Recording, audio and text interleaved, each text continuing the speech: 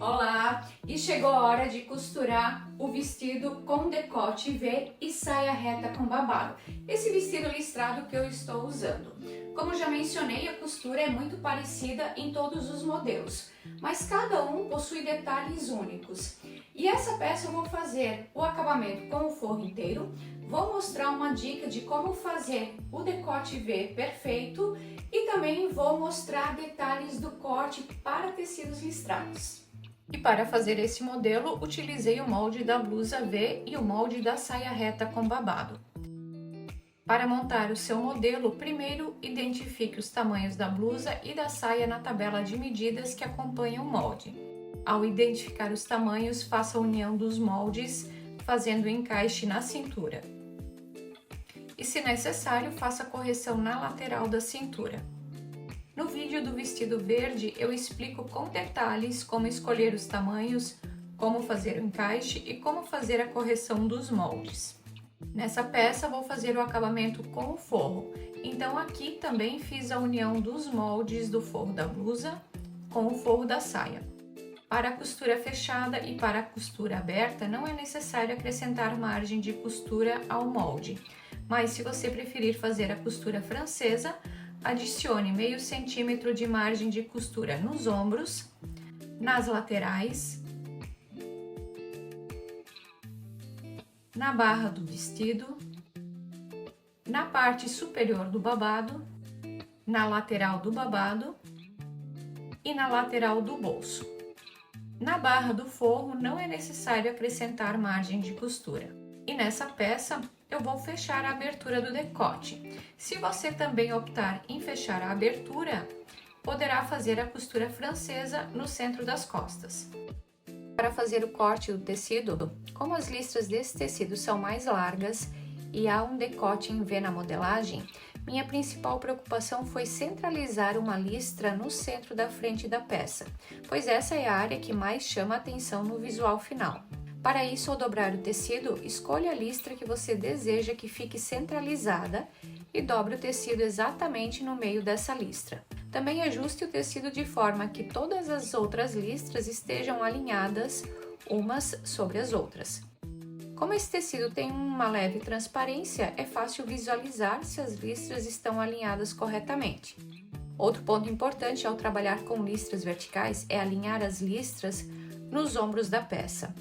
Porém, nessa peça não consegui fazer esse alinhamento devido à largura das listras e à quantidade de tecido disponível. Mas se quiser aprender como fazer o encaixe das listras, assista ao vídeo que está disponível no módulo de técnicas.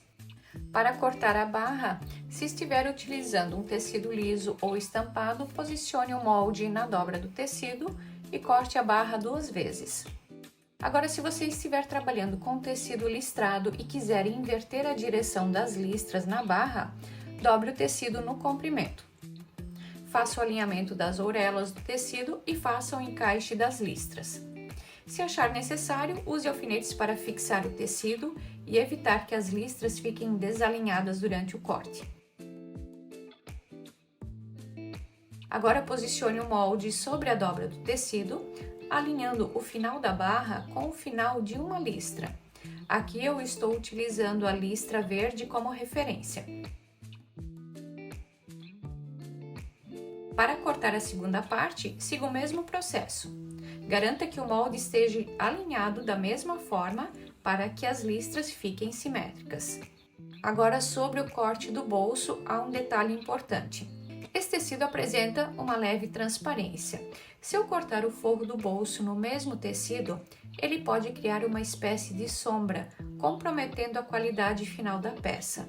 Então, minha sugestão, corte o forro do bolso em um tecido liso. Aqui eu vou utilizar a viscose. Então, vou cortar 2 partes do bolso no tecido listrado e as outras 2 partes no tecido liso.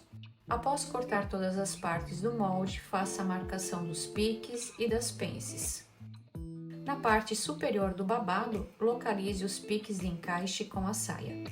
E para facilitar a visualização dos piques durante a costura, recomendo cortar esses piques no formato de triângulo. Também entretele as aberturas dos bolsos do tecido principal e do forro. Agora inicie a costura fazendo a costura dos bolsos.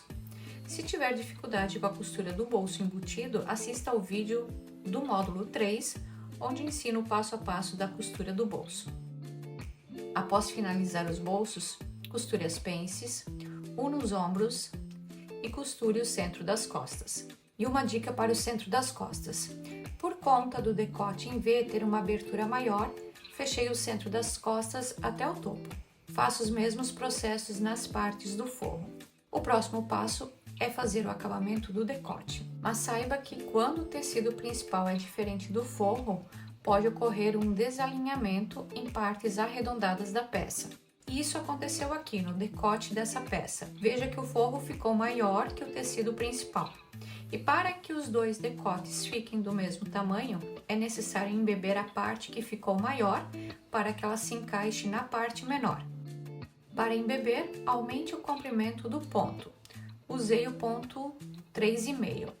Costure ao redor do decote, deixando uma margem de 75 mm da borda. Inicie a costura no centro das costas e siga até o centro da frente, deixando uma sobra de linha.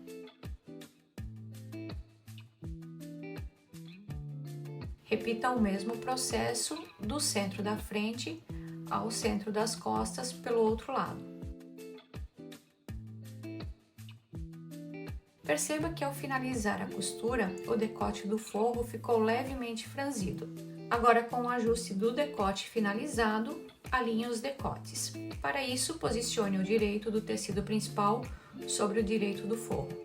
Alinhe as costuras do centro das costas e dos ombros. Veja que aqui nas costas o forro ainda está maior que o tecido principal. Para que os dois fiquem no mesmo tamanho, puxe a linha da costura de embebimento e distribua o franzido que se formou até que o forro fique no mesmo tamanho do tecido principal.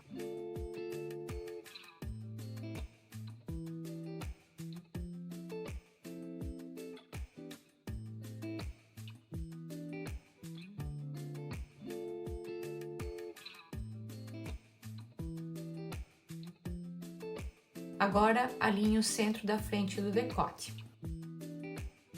Perceba que aqui, ao contrário, o forro ficou menor que o tecido principal.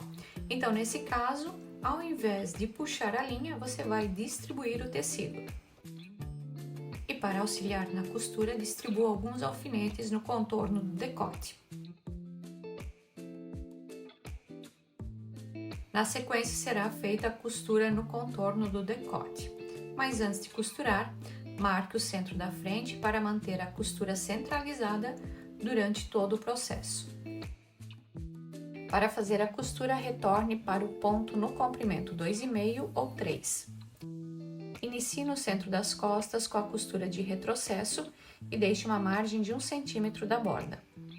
Vá com a costura até a marcação que você fez no centro da frente.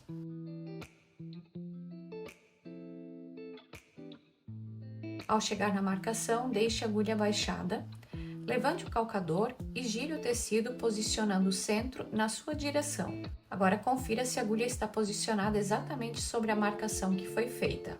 Aqui a agulha não ficou exatamente em cima da marcação, faltou um pontinho.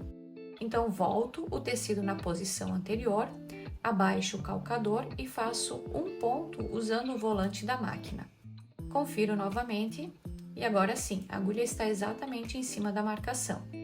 Em seguida, gire o tecido, abaixe o calcador e faça a costura até o centro das costas, finalizando com a costura de retrocesso.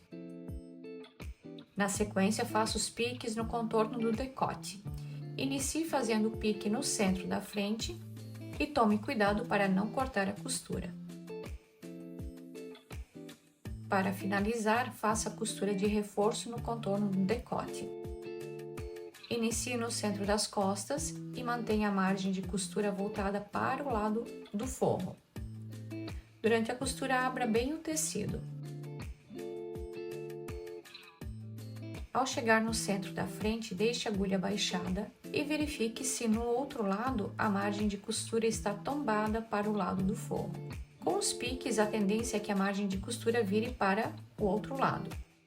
Depois de conferir e acertar a margem de costura, gire o tecido e continue fazendo a costura de reforço até o centro das costas e finalize com a costura de retrocesso. Em seguida, alinhe as costuras com o ferro. O próximo passo é fazer o acabamento das cavas. Esse processo não vou mostrar aqui, pois ele já foi detalhado lá na costura do vestido verde. Ao finalizar as cavas, feche as laterais da peça. Faça o encaixe das costuras das cavas. Faça o encaixe dos piques e alinhe as bordas laterais do tecido principal.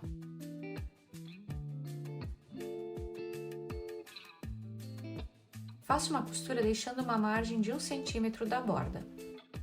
Depois alinhe as bordas do forro e também faça uma costura deixando uma margem de 1 cm da borda.